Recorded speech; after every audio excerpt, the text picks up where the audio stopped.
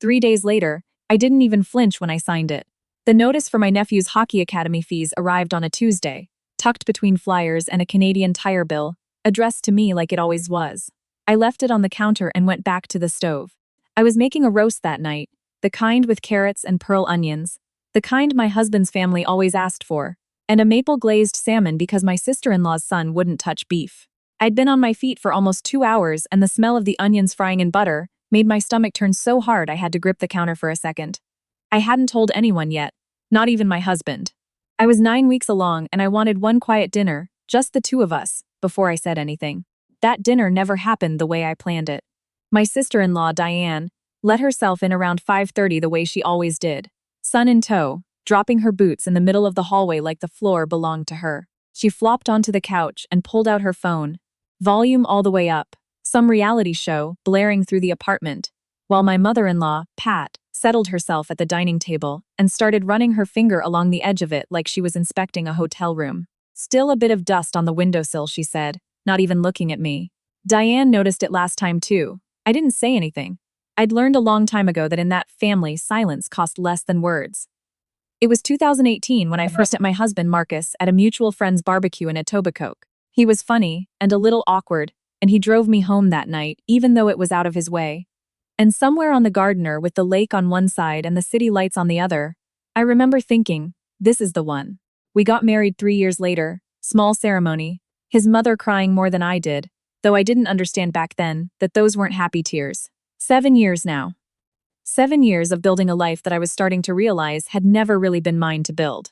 By 6, Diane's son Ben had already tried to grab a piece of salmon off the platter before anyone sat down, and Diane swatted his hand away with this performative little gasp, like she was the one teaching manners in a house she didn't pay a single bill toward. Then she picked up a piece herself, turned it over, and made a face. A little dry, no? I guess when you're not really trying. She said it light like a joke, the way she said everything that wasn't a joke at all. I went back to the kitchen for the gravy and didn't answer. If I said one word, by the next morning it would be 3 different stories told to 3 different people, all of them about how difficult I was. Marcus came home a few minutes after 6, ties loosened, looking like the version of himself that belonged to his job and not to me. He kissed his mother's cheek, said something to Diane, glanced at me without really looking. Diane caught him by the sleeve before he even got his coat off and started in low and sweet, the way she did when she wanted an audience. Your wife had another delivery today. 3 boxes. I don't know what she's spending your money on, Marcus, I really don't. He turned to me, eyebrows already up. What did you buy this time? I'd ordered prenatal vitamins, a maternity pillow, a couple of books on early pregnancy. I had the words ready in my mouth, and then I looked at Diane standing there with her arms crossed and Pat watching me over her wine glass, waiting, and I swallowed them whole. Just some things I needed. 3 boxes of things you needed. Diane repeated, like she'd caught me at something.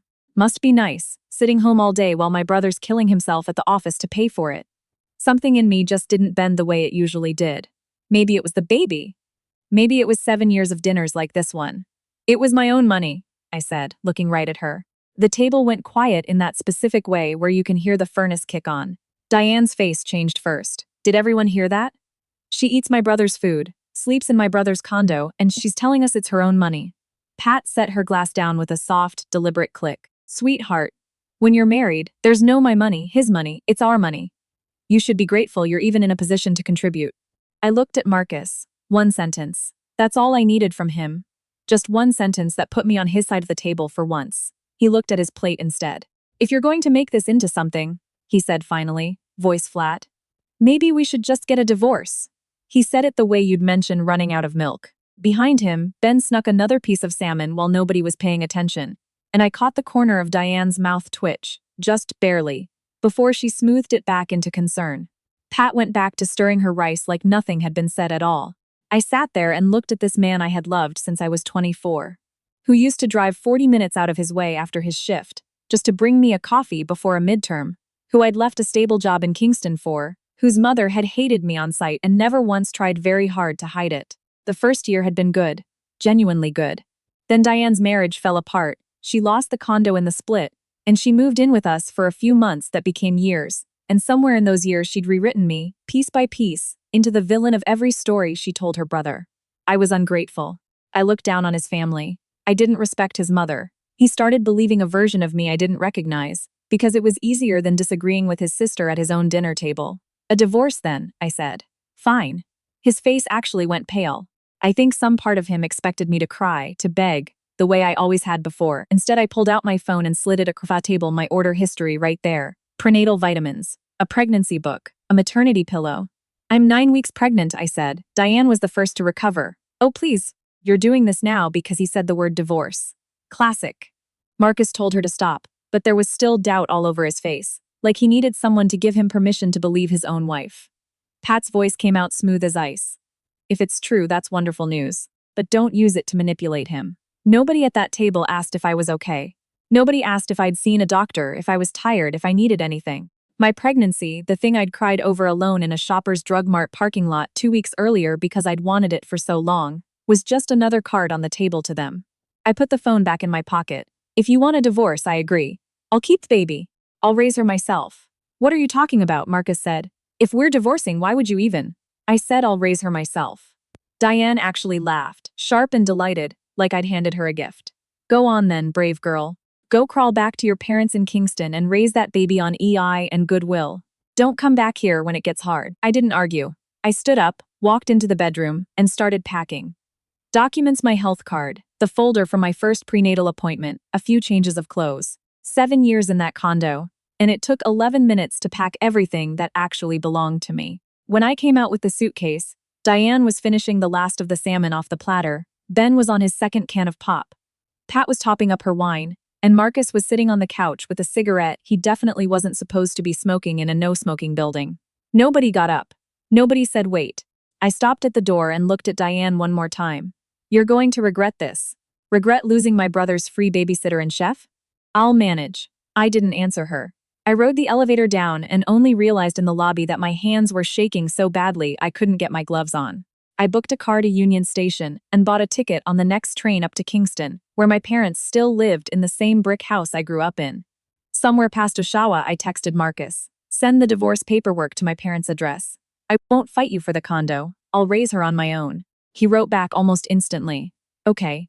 I stared at that one word for a long time. Then I typed another message. By the way, Ben's hockey academy fees are due next month, $3,200. I've been the one covering that for the last 4 years. From now on, that's yours. 3 minutes later. What do you mean? I turned my phone face down and put my head against the cold window. The 401 lights blurred past in the dark, and that was when I finally let myself cry. Not because I was hoping for anything anymore, but because I finally understood that what I'd spent 7 years protecting wasn't a marriage. It was a roof I'd been allowed to stand under as long as I made myself small enough. My parents were waiting at the Kingston station, even though it was nearly midnight. My mom in her good coat over her pajama pants. My dad already reaching for my suitcase before I'd even said hello. Neither of them asked a single question on the drive home.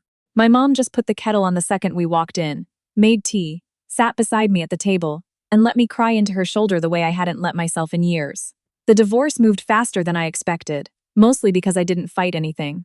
I didn't want the condo, didn't want the furniture, didn't want a single thing with his mother's fingerprints on it. The only thing I asked for, through my lawyer, was confirmation in writing that I was no longer financially responsible for anything related to Diane or Ben, not the hockey fees, not the laptop he'd borrowed that was technically mine, not the dental work Pat had quietly been billing to a card I didn't know I'd co-signed for 2 years earlier.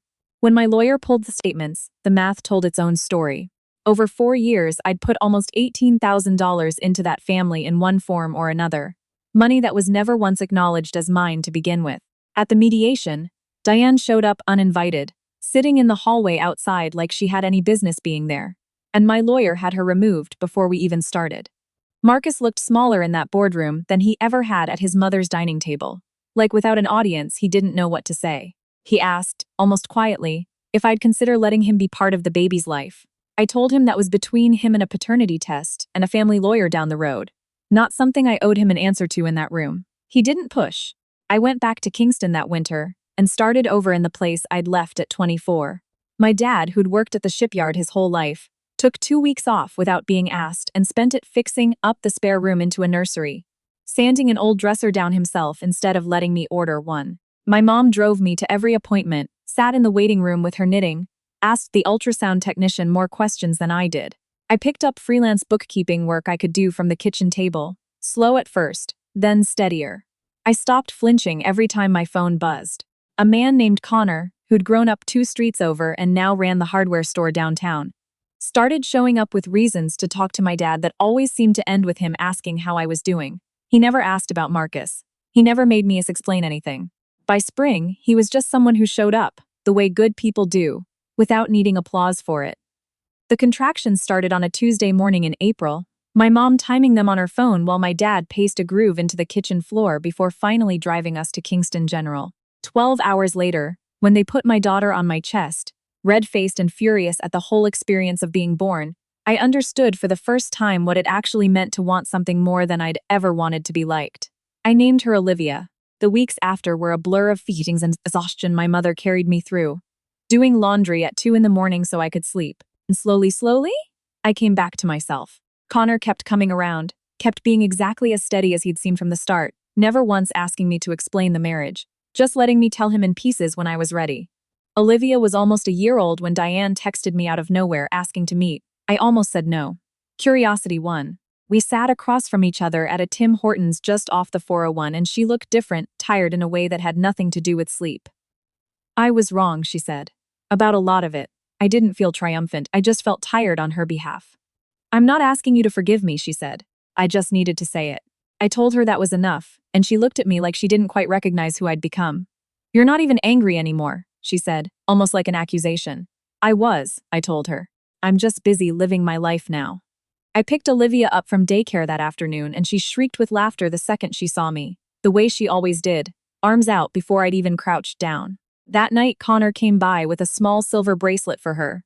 For good luck, he said, like it was nothing, and I watched him crouch down to show it to her, and felt something in my chest settle that hadn't settled in years.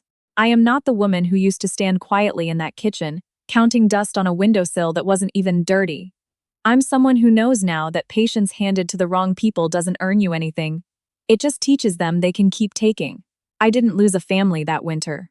I found out I'd never actually had one, not the kind that's supposed to hold you up, instead of just standing on you. What I have now isn't perfect, but it's mine, all the way down, and nobody at that table ever gets to tell me again whose money paid for it.